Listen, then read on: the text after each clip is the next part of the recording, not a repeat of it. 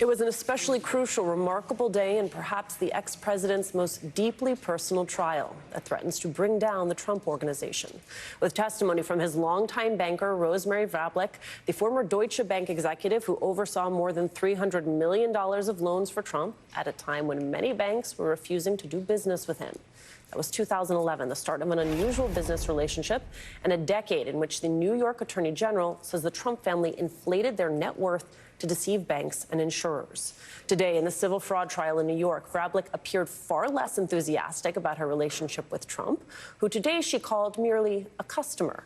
But at the time, according to documents in court today, she considered him such a big get for the bank that she called it, quote, whale hunting.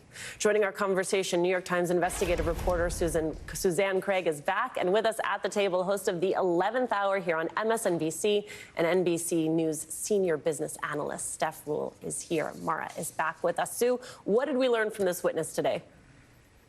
Well, I think we heard that Deutsche Bank had a great relationship with Donald Trump and really valued him. And it goes to the fact that they, were happy with him. The loans were performing, so kind of the same no harm, no foul defense that we've been hearing. It doesn't mean, of course, that statutes weren't violated, but the talk was very much that they were happy with him.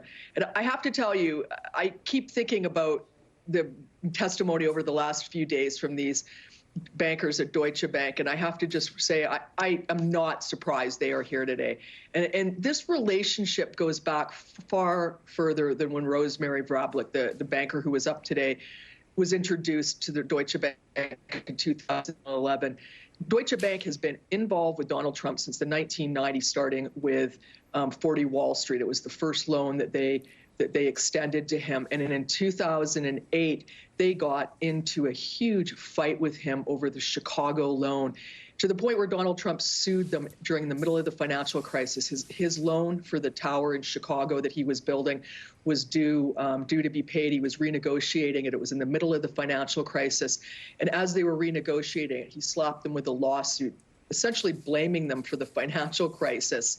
And the bank was so upset at the time, they ended up renegotiating it, but they said, we are never doing business with this guy again. They were so burned that this customer would sue them that they just said, forget it. And then lo and behold, 3 years later, another arm of the bank looking for profit, looking for, a customer, I guess a whale as it was put today, got back into bed with him and not only loaned on the Chicago tower, but did other loans with him. And, lo and behold, I just can't say I'm surprised that, these loans, they were performing, but the fact that they've ended up again sort of in a mess in court because of Donald Trump isn't surprising. But I think it's just important to understand the arc of this relationship, that it didn't just start in 2011 with Deutsche Bank and Donald Trump. Right, because there's Deutsche, and then there's also this specific relationship with Vrablic. I worked there for 8 years. Right. This tomfoolery is straight up nonsense, okay? Right. Suzanne has it exactly right. The institutional side of the bank since the 90s were doing business with Trump. One of the main reasons why?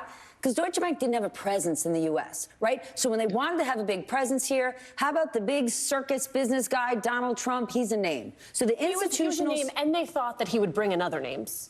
Not in the beginning, right? Not in the beginning, but he's a name, people know him, and the institutional side starts to do business with him, right? He then starts to really inflate his net worth. And he says to them, after he's done The Apprentice and he's getting successful again, here's my worth.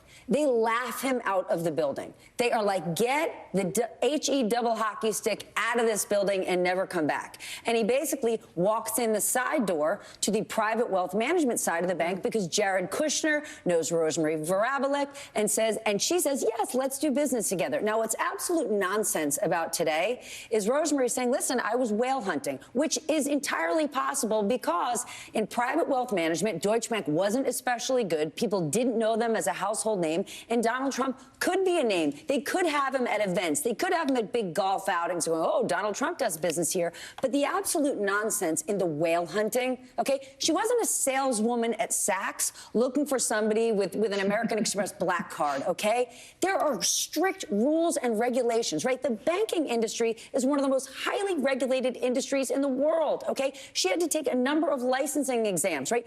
KYC, know your client. So this idea, oh, we're hunting for whales, after you hunt that whale, there's an enormous amount of due diligence that has to happen where the bank figures out if that whale has real meat on the bone to do business with or if it's just a bunch of blubber.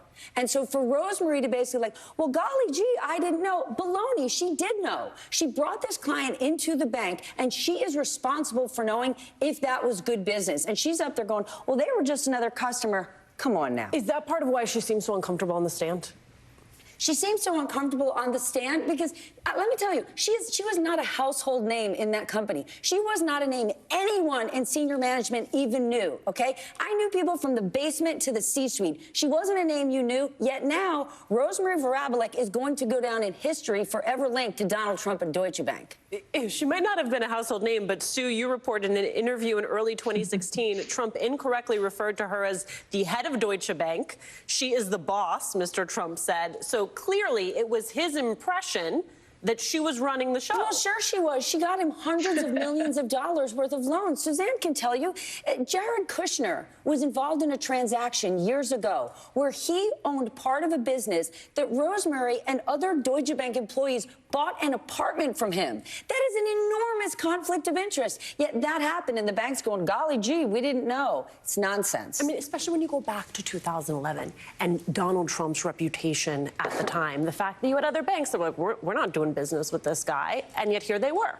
Actually, it takes me back to 2008, to the collapse of the financial economy, the world markets, because I don't know that we talk enough about the larger story here, which is that Wall Street and the banks, though highly regulated, essentially helped make this enormous threat to democracy. I mean, they backed this fantasy that this was a man who was a successful businessman who clearly was a showman and continues to be, but none of it was real. And piece by piece, we're seeing the dominoes fall in this civil trial. It was all kind of smoke and mirrors, and yet Wall Street backed him and backed this fantasy. And I do think that there's not enough conversation about the moral failure, not that you're going to take that to the bank. No, but the 2008, it wasn't just the business they did with Deutsche Bank. The entire banking industry, right, sold America a bill of goods that everyone should own a home, and they got people tangled in subprime mortgages, many of those people that still aren't out from under it. So this was all part of a greater scheme that the banking industry said, yes,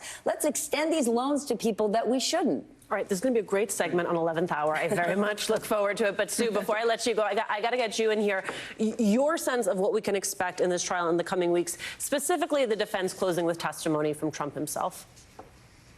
Well, I think so next week we've got coming up, Eric Trump, I think, is going to be the noteworthy witness. And we're going to hear more about how much Deutsche Bank valued the Trumps and how great the relationship was. It's going to be more of the same of that. And I think with Donald Trump, I think we're going to see probably a pretty accurate replay of what we saw when he first took the stand, which was he is the victim here. People are out to get him. He had a great relationship with the banks. All the loans were paid back.